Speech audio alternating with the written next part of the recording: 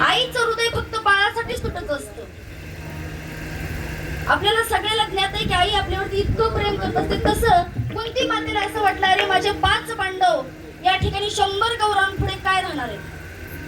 मग माझा एक धनुर्धारी एक मुलगा आहे कर्ण, त्याला बोलवावं आणि त्याला पांडवाच्या बाजूने लढायला हवं. त्यावेळेस कुंती माता कर्णाकडे जातात आणि कर्णाला सांगतात, कर्णा तू माझा मुलगा आहेस, तू कौंतेय आहेस.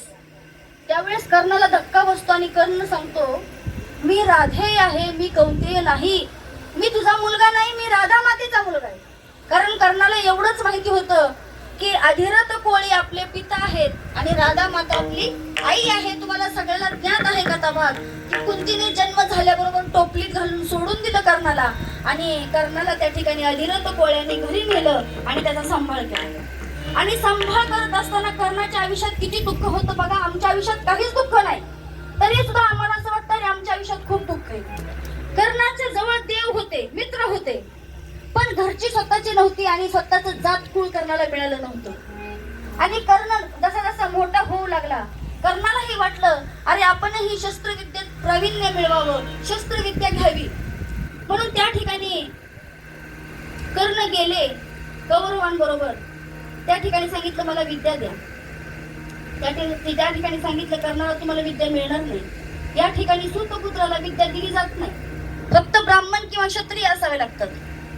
मग ज्या वेळेस द्रोणाचार्यांनी नाही म्हटले विद्या द्यायला, त्यावेळेस द्रोणाचार्यांनी कर्णाने शब्द दिला, तुम्ही मला विद्या देत नाही ना, मी तुमच्या गुरुकडून विद्या घेतो. आणि त्याच ठिकाणी आमच्या कर्णाने ब्राह्मणाचा वेश घेतला आणि ब्राह्मणाचा वेश घेऊन कर्ण परशुरामाकडे गेला.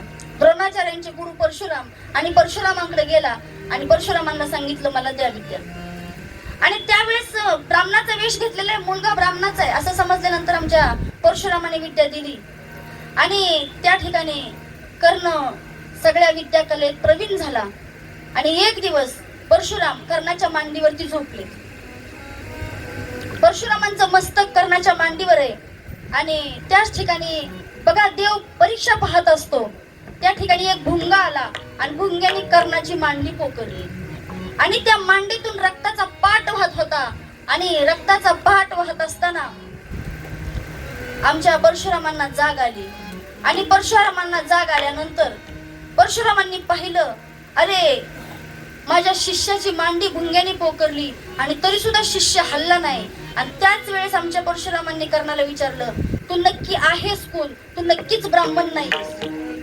कारण ब्राह्मण एवढी मांडी पोकरेपर्यंत शांत बसणार नाही हे आमच्या परशुरामांना ज्ञात होतं. आणि त्यावेळेस त्यांनी विचारलं तू कोण आहेस. त्यावेळेस त्यांनी सांगितलं मी एक सूतपुत्र आहे, मी एका कोळ्याचा मुलगा आहे. आणि त्याच वेळेस परशुरामांनी सांगितलं आजपर्यंत तुझी माझ्याकडून विद्या घेतलेली आहेस ना, ती या ठिकाणी निष्फळ होईल. बघा किती आयुष्यात दुःख, खोटं बोलून विद्या घेतली पण ती सुद्धा गुरूंनी त्या ठिकाणी शाप देऊन नष्ट केली. ऐन वेळेला महत्वाच्या वेळेला ही विद्या उपयोगी येणार नाही असं सांगितलं. किती वाईट वाटलं असेल कर्णाला. त्या ठिकाणी गुरुने विद्या दिली नाही. थोडा मोठा झाला. मोठा झाल्यानंतर समाज त्याला सूतपुत्र सूतपुत्र म्हणून हिणवू लागले. असताना क्षत्रिय होता. ज्यावेळेस युद्धाचा आरंभ झाला त्यावेळेस अर्जुनासाठी इंद्रानं त्या ठिकाणी कवच कुंडल मागून घेतली होती. कवच कुंडल सुद्धा काढून दिली कारण दानशूर असणारा कर्ण होता. असा कर्ण आणि त्या कर्णाच्या आयुष्यात इतका खडतर प्रवास. ती आई त्या ठिकाणी त्याला सांगायला आले की अरे तुला हस्तिनापूरची गादी दिली जाईल पण तू काय कर, तर त्या ठिकाणी कौरवांच्या बाजू लढू नको, पांडवांच्या बाजूने लढ. आणि एवढं दुःख फक्त त्याला सहन करून घेतलं आणि मित्र करून घेतलं. कोणी घेतला? एकट्या दुर्योधनाने. आणि दुर्योधनाने त्याला एक गाव सुद्धा बक्षीस दिलं. आणि मग बघा आपल्याला सुद्धा माहिती आहे ज्याचं आपण मीठ खातो त्याचीच चाकरी करावी. आणि कर्णाने त्यावेळेस सांगितलं हे बघ आई, मला फक्त थारा दुर्योधनाने दिलेला आहे. तुम्ही कोणी थारा मला त्यावेळेस, ज्यावेळेस मला आईची गरज होती, ज्यावेळेस मला वडिलांची गरज होती त्यावेळेस तुम्ही मला छत्र दिलं नाही. आज माझी गरज तुला पडते नाही म्हणून तुम्ही मला बोलवता. पण आई कर्णाचं नाव दानशूराच्या यादीत आहे. मी तुला दान देतो, तुझे 5 पांडव जिवंत राहतील. आई म्हणते अरे तू तर म्हणतो कौरवांच्या बाजूने युद्ध करणार आणि माझे 5 पांडव जिवंत कसे राहतील. त्यावेळेस कर्ण सांगतो मी फक्त चौघांना लक्ष करीन, चौघांना सोडून देईल आणि एकाला लक्ष करीन. एकट्या अर्जुनाला लक्ष करील आणि धर्म भीम नकुल सहदेवाला मी सोडून देईल आई. एकट्या अर्जुनाबरोबर युद्ध करील. आणि जर युद्धामध्ये अर्जुन मारला गेला तर कर्ण जिवंत राहील, आणि कर्ण मारला गेला तर अर्जुन जिवंत राहील. आई तुझे 5 पांडव जिवंत राहतील असं म्हटलं. एका सुभाषितकारांनी छान वर्णन केले ऐका. मित्र था जो मित्र था की था कदर करता मेरे, मित्र था जो मित्र था की था कदर करता मेरे, मित्र था जो मित्र था की था कदर करता मेरे, फिर वो चुनेगा लक्ष्य को मैं प्रत्येक जान दूं, फिर वो चुनेगा लक्ष्य को मैं प्रत्येक जान दूं, उसके खातिर ना तो फिर मैं किसके खातिर जान दूं. मी दुर्योधनासाठी नाही जीव द्यायचा तर कुणासाठी जीव द्यायचा. 100 भी अर्जुन आ गए तो 100 के भीड़ में जाऊंगा, 100 भी अर्जुन आ गए तो 100 के भीड़ में जाऊंगा, फिर वही कहूंगा पहले जो कहा था फिर वही दोहराऊंगा, कि ये पांडवों को तुम रखो मैं कौरवों की भीड़ से, तिलक शिकस के बीच में टूटी ना वो रीढ़ में, सूरज का अंश होकर फिर भी अच्युत में, सूरज का अंश होकर फिर भी अच्युत में, आर्यव्रत को जीत लूं ऐसा हो सूतपुत्र में, आर्यव्रत को जीत लूं ऐसा हो सूतपुत्र में, कुंती पुत्र हूँ मगर ना उसे प्रिय में, कुंती पुत्र हूँ मगर ना उसे प्रिय में, इंद्र मांगे भीख जिसे, इंद्र मांगे भीख जिसे ऐसा हूँ क्षत्रिय में.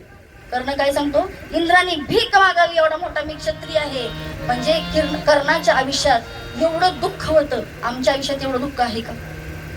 आमच्या आयुष्यात एवढं दुःख आहे का? तरी सुद्धा आम्हाला असं वाटतं की अरे ह्या संसारात सुख नाही, पण सुख पाहिलं तर आहे. मग एवढं जर आम्हाला दुःख झालं तर ते सहन होत नाही. मग हे दुःख जर सहन करायचं असेल, दुःख जर पचवायचं असेल तर संतांची संगत केली पाहिजे, प्रभू रामचंद्रांचं नामस्मरण केलं पाहिजे. म्हणून आम्हाला तुकोबराय सांगतात की राम म्हणतात तरे जाणता नेता हो काय ती भलता, कुळहीन राम म्हणता न लगे आणि कसायास, केले महादोष तेही जळती.